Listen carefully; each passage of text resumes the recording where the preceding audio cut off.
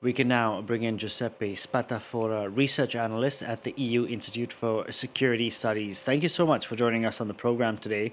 The Europeans have been trying to portray that they are all on the same page as Donald Trump. Is that really the case, you think? Well, thank you for having me, first of all. And second, I think that today, those who were in that call have tried to present a united front to President Trump because they know that the meeting will be very much unpredictable, the one on Friday. And they know that they need to make it clear to President Trump that they are on the same page and that they all want the same things from Ukraine because they want to share with Trump the key messages that they think he should bear in mind as he meets with Putin. And they know that that meeting is really about personal stakes between Putin and Trump, and there will be limited amount of expertise in the room. So they are trying to inject in the process as much as they can. So I think that the people in that room today at the meeting were united in sending a message. And you can hear it also from the few declarations that we heard after in the press conferences that they've tried to set a similar message about ceasefire and a ceasefire coming first before any concessions, about having Ukraine at the table, and about security guarantees. So on those points, I think that the Europeans and the Ukrainians have been exactly on the same page. Giuseppe, what do you make of the fact that Europe, for months now, have been trying and failing to get a seat at the table? They are not going to be there in Alaska on Friday. Ukraine is not going to be in Alaska on Friday. And today we had Moscow, who came out and said the diplomatic push from Europe was politically and practically insignificant. I mean, for when it comes to Russia's statement, it's not surprising. But for Europe's, I would say that for now, the Europeans and Ukrainians are in a better position than they were at the beginning of the Trump presidency, when Trump basically wanted to negotiate directly with Putin, and he thought or he seemed to show that Ukraine was the obstacle to peace. And we remember that in famous White House meeting. At that time, also, it was difficult for some Europeans, heads of state, but even the European Union, to get to Trump. Now they talk. They talk quite a lot, and even this meeting with Trump and Pence is not something irrelevant. But of course, they are concerned that the moment Trump meets with Putin and somehow Putin gets to him, as he has done in the past, remember in 2018, for instance, then it's possible that Trump changes again his mind. Right now, it doesn't look like Trump has significantly changed his position, at least since the last month when he had suggested new sanctions on Russia and new weapon supports to Ukraine through the Europeans and NATO. But it is possible that he wobbles a little bit on some of those commitments, depending on what Putin tells him. And therefore, this is why the Europeans, clearly, they want to be at the table. They said that Ukraine should be at the table as a precondition, and Trump seemed to agree with that.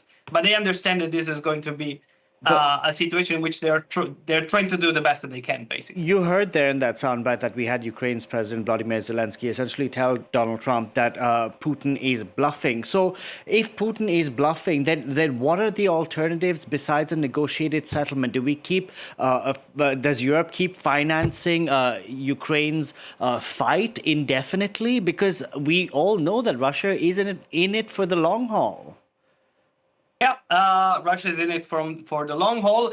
It would be nice that Trump understands this, but it is for the Europeans, and for Ukraine also needs to be for the long haul. Because of course, for Ukraine, this is a fundamental fight for its survival.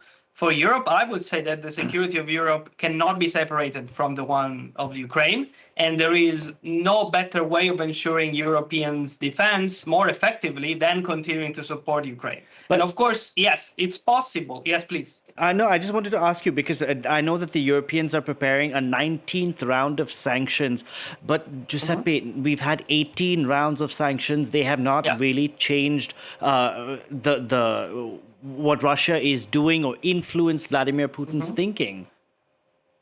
I think that they have changed somehow. They've not have the effect that some were expecting to completely destroy the Russian economy. But of course, you could talk to other experts about it. I'm not one of them, but I understand that the sanction packages have had some effects, and in the long run, they should be effective. Of course, at the same time, the key one is continued support to Ukraine militarily significantly. And yes, I know that this is a difficult process because it's going to last a long time if Russia doesn't come to the peace table with serious intentions. But the alternative is worse. The alternative is letting Russia take its way in Ukraine and threatening other European countries, which means threatening the security of all the European countries across the continent and of the United States, to be frank. I want to ask about territorial concessions because Vladimir Zelensky says that's out of the question. He's citing the Constitution, but realistically speaking, doesn't it have to happen if we want to bring this war to an end? What is the alternative? Well, there are many ways of bringing the war to an end. Of course, the ideal scenario would be But are we one going in to which tell Russia relinquishes. to retreat from all the places they have captured? That's not going to happen. That's difficult. Well, yeah, it's not going to happen in the current situation. That only happens in a situation in which Russia believes that it is actually going to lose those territories. So we are aware that there are limitations. We are aware that there are certain realistic steps that need to be taken, and the NATO Secretary General mentioned that. Of course, there is a difference between saying that before the negotiations and saying it during the negotiation as part of potential concessions. I think that's what the leaders are trying to strike by saying, don't talk about land swaps before the conflict, before a ceasefire, because that means giving ammunition to Russia. And in fact, that's one of the problems of the United States starting to say that there will be land swaps, that Crimea should be part of Russia and so on, is that maybe we will get there. But at this point in time, the key point is to enforce a ceasefire and make sure that Russia commits to that before making those potential concessions, which are for a following moment. What about neutrality?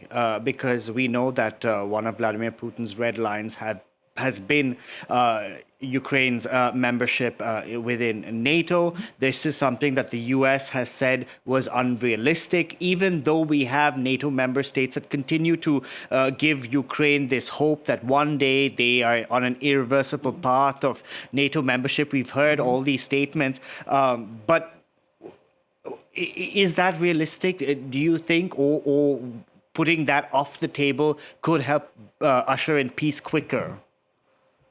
Well, I personally, and from what I understand, I don't think that this is just about NATO. It's about Ukraine's continued survival as an independent country. I think that's the key point that Putin wants to have, and NATO membership is one of those pressure points that look like they can concede, but in exchange for other things. But in reality, I think the key is still about Ukraine's survival and its independence. And then when it comes to the realistic path toward membership, we know that the Trump administration has been clear about it.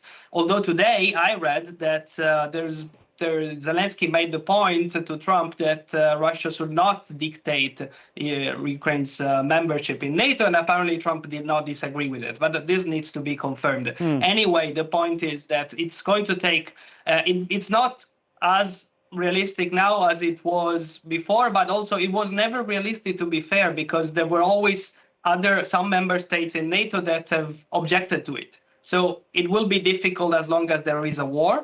It will be difficult later. I don't think that's the obstacle to peace.